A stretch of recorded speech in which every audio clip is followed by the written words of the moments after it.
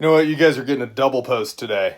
I just had an idea. So the idea behind this cider was to make a traditional method cider, and that is still the idea.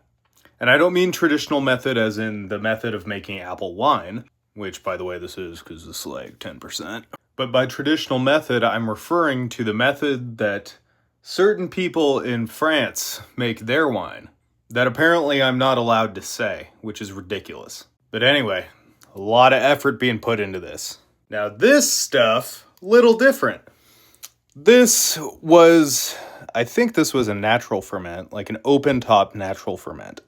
But I did add stuff to it. I added K-meta, also known as potassium metabisulfite. I added pectic enzyme. I'll be adding priming sugar. So it's really not a good indicator of what a just traditional English style cider would be made like. I've talked about this in other videos, but as an American brewer, I think that I have been told, maybe to the point of silliness, that everything has to be completely and utterly sterile forever and always.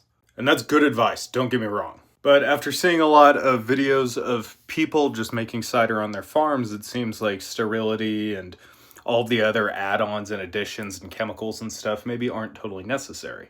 Now with this stuff, this was just kind of testing the apples and seeing if they were even going to be any good. And maybe just making just a drinking cider. But I have some juice left over from this. This has just been chilling in the fridge, literally. It's really chilly right now. It's cold. It's not fermenting.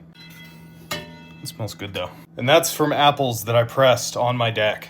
And so if I remember right, this has nothing added, no K-meta, no nothing. So we're going to do a scientific experiment that isn't going to follow the scientific method at all because there's so many variables here, but that's kind of the point of this. This jar is clean, but I haven't hit it with any Star San. I'm just going to pour some of this in here.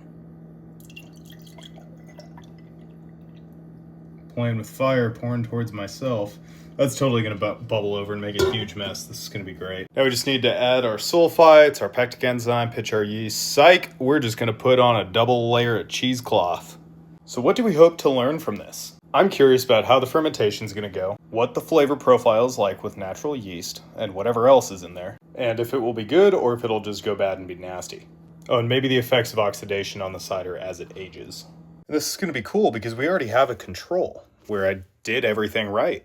So we can compare we can compare doing everything right to doing everything wrong. As a quick disclaimer, I'm more concerned with doing things right than doing whatever, but this is just going to be a fun experience. This is my great work. But what a fun experience it shall be.